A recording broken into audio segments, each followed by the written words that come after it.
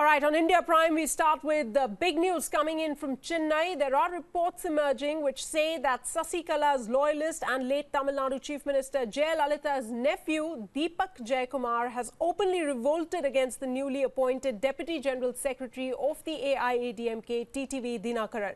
He has said that he is not happy with Dinakaran and Venkatesh taking the legacy of the party forward. He has also claimed that the Poise Garden residence is the ancestral property and by right it belongs to him and his sister Deepa Jayakumar.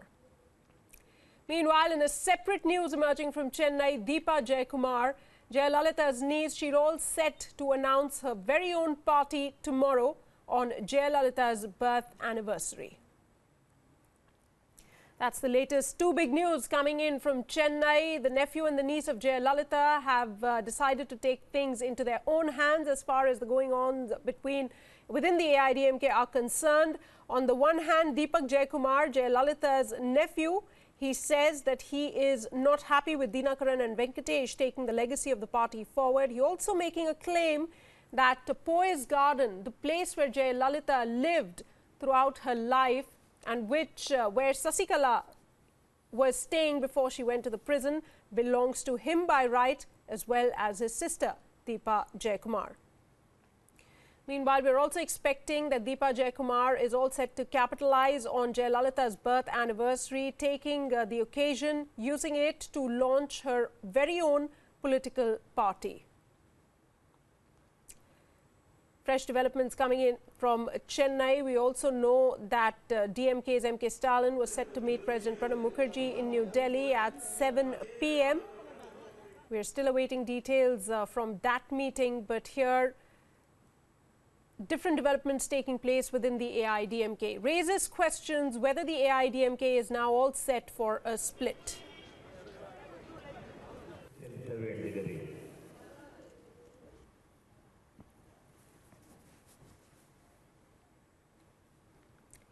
That's the latest coming to us from Chennai. This move coming as a complete surprise. One would have thought that things are looking stable within the party and it would be some more time when signs of revolt could be seen within the AIADMK. But this comes sooner rather than later, with Jayalalitha's nephew and niece both taking a strong stance here. The nephew saying that the Poise Garden residence is his by birth right.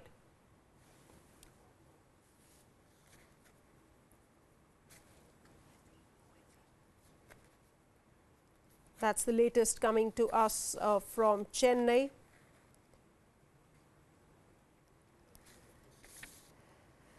We'll try and get you more reactions on this story. For now, we do know that Deepa Jayakumar has plans of floating her very own political party.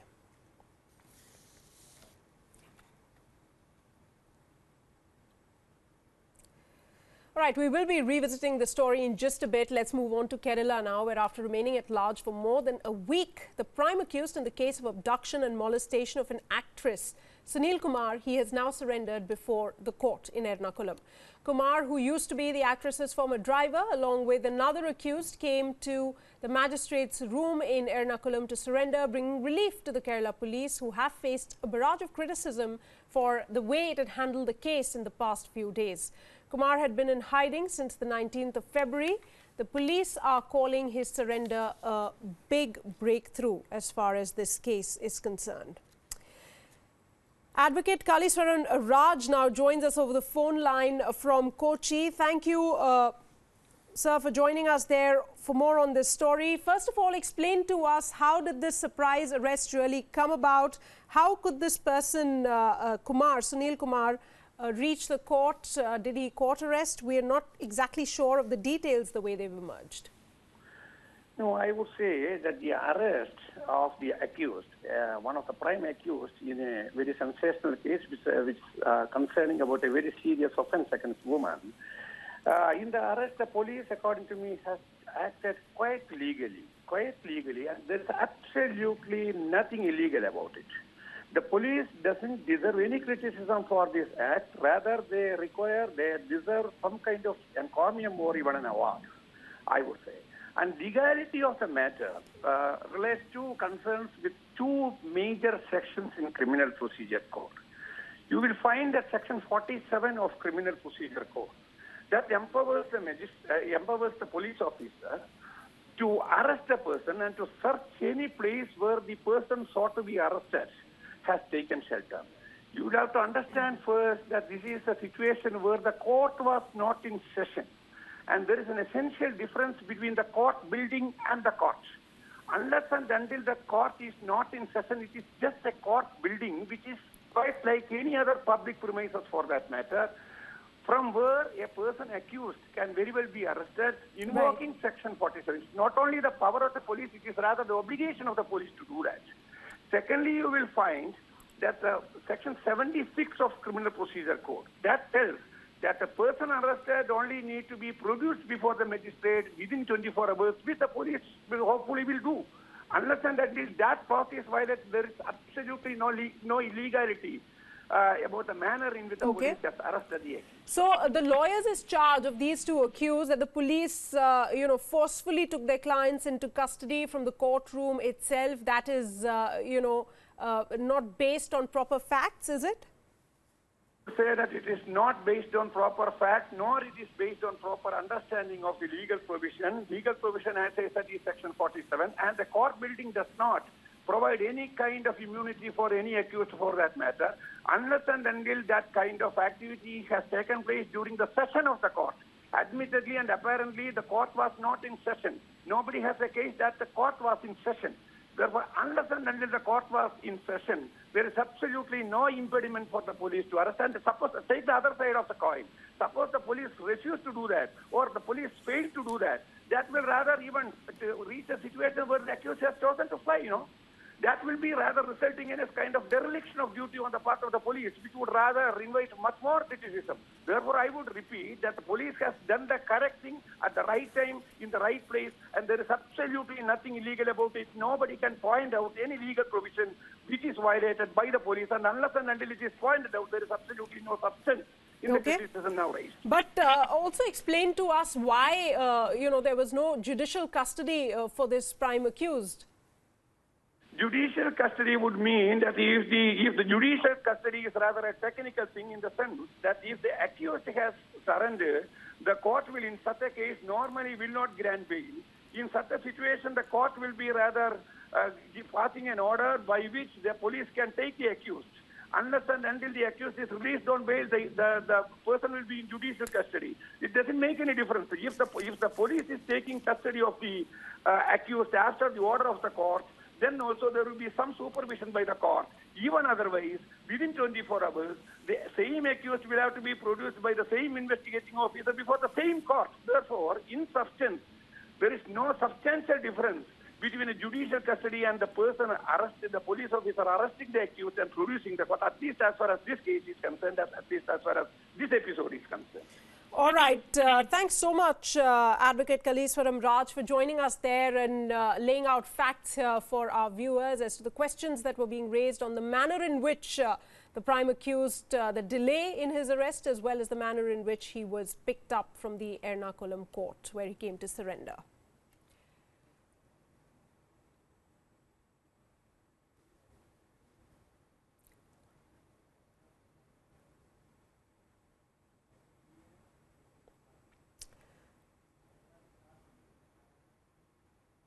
All right, in fact, let's take a look back at reports coming in from Chennai. At this point, big developments taking place within the AIADMK. We are now hearing that Sasikala loyalist as well as late Tamil Nadu Chief Minister Jayalalitha's nephew, Deepak Jayakumar, has come out and openly revolted against the newly appointed Deputy General Secretary of the party, TTV Dinakaran. He's come out and said that he is unhappy with the way Dinakaran and Venkatesh are taking the legacy of the party forward. In fact, he's also laid a claim at Jayalalitha's residence Poise Garden, calling it his ancestral property, saying that by right it belongs to him as well as his sister Deepa Jayakumar. Now, meanwhile, in a separate development, Deepa Jayakumar, she's all set to announce her very own party tomorrow, that's on Friday, which is also crucially Jayalalitha's birth anniversary.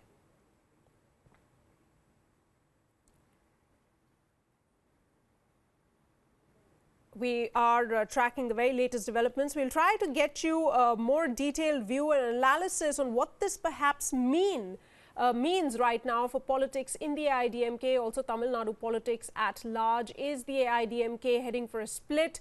After Jayalalithaa, we've seen a lot of political turmoil within the party. There are separate factions.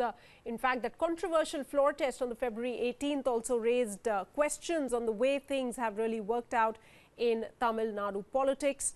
We also know that the DMK is taking full opportunity of this. MK Stalin there in New Delhi meeting President Pranab Mukherjee to apprise him of the very latest. Perhaps DMK has their eyes set on an early election where they hope to get majority, taking advantage of the signs of split that are emerging within the AIADMK. Now, tomorrow, crucially, is Jayalalitha's birth anniversary as well, and this announcement by her niece, Deepa Jayakumar, which she in fact did announce earlier as well. She did speak to media and said that she is planning to launch a very own political party to take on the other faction of the AIADMK. Big challenges ahead for the AIADMK in the days to come. Whether the party will head for a split is a big question at this point in time.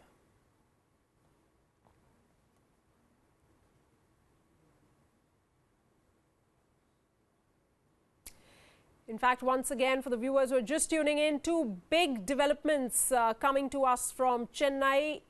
Number one, that Deepak Jayakumar, Jayalalitha's nephew, he's laid claim to the Poise Garden residence. He's unhappy, he says, with the way TTV Dinakaran has taken the party forward along with Venkatesh. Remember, these two had been elevated by VK Sasikala Natarajan, who's right now lodged in a jail in Bengaluru.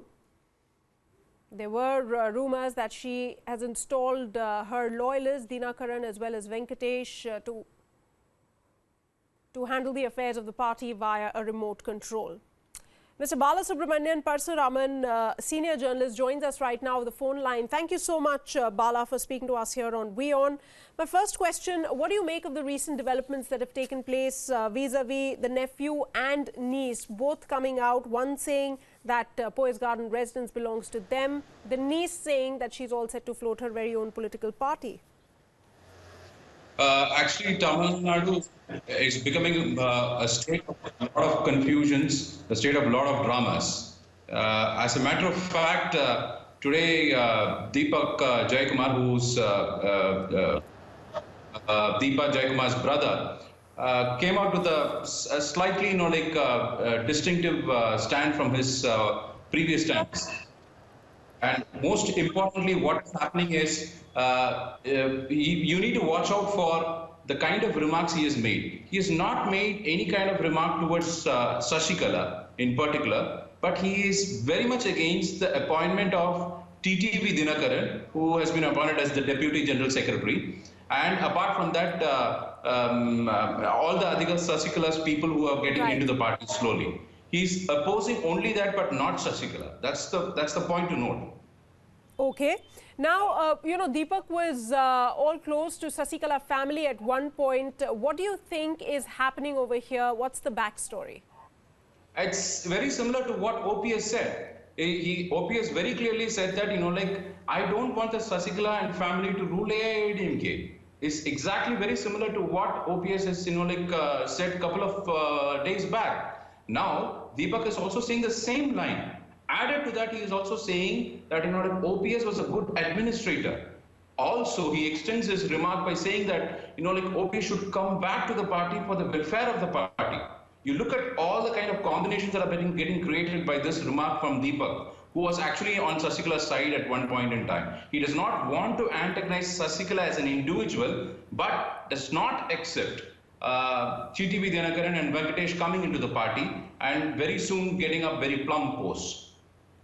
All right. Also, Bala, is acceptance of Dinakaran, as a Deputy General Secretary now going to be a trouble for the AIADMK in the first place? Because there were, this was something which could have been foreseen, because the way Sasikala handle things before she went off to prison. There were talks that she'll handle the party affairs via remote control. Now, did we see something like this coming, or is this a big surprise? Also, is the AIADMK, by the looks of it, headed for a split? I would rather say there was a twist in the tale today, actually. The tale was actually, like a fairy tale until today afternoon. Deepa came out of the open and very clearly said that, like my support to Sasikala is there, but I'm not for certain things with respect to Poise Garden. Actually cannot be, like the house of Sasikala and family. It is actually, we can stake a claim with respect to Poise Garden. It belongs to me and Deepa. But as a matter of fact, Deepak also said that he's not interested in politics, which is slightly different from what is the stand of Deepak Jayakumar, where she's going to announce her foray into the political scene tomorrow officially, because tomorrow happens to be Jayalalitha's birthday, and tomorrow evening we'll very clearly get to know what's the name of our party and all other things. Absolutely. Also, with this continuing drama that we're seeing now in the state, do you think, is there a possibility that O. Selvam is likely to take centre stage yet again? You have the no confidence motion proved already in the floor of the House. So I don't think anything could happen unless there's some kind of a drastic change of equations internally with the AIADMK members. But I don't foresee that happening in the near future. I've been continuously saying this to your channel that I don't see an equation change very soon, at least for the next, I might be hypothetical in saying that at least for the next 6 months close to. All right. Also, Bala, my final question before we let you go. You talked about Deepak Jayakumar and how she's going to use the opportunity of the birth anniversary of Jayalalithaa tomorrow by floating her own party. But give us a sense of the kind of support. Is there public support for Deepak Jayakumar? I just happened to speak to one of, a veteran journalist here. His name is RK, who was also there on a couple of hours back in your channel. He was also pointing to something very, very interesting, that all the people who are there already inside AIADMK also has a corner, a soft corner towards Jayalalithaa, because, Deepa resembles to Jayalalithaa a lot. In many manner, in the way of talking, in her way of mannerism, etc. Maybe she's doing it like a perfect PR stunt for her to foray into politics, we don't know. But as a matter of fact, she has little bit of that soft corner support among the common people as well as some AIADMK cadres, but we don't know whether they are Sasikala camp people or OPS camp people till date. All right, perhaps things will be clear in the days to come. All eyes now on tomorrow and the things that are slated to take place. Also, we are yet awaiting the details of M.K. Stalin's meeting with the president here in New Delhi. But for now, Bala, thanks so much for joining us there with your inputs.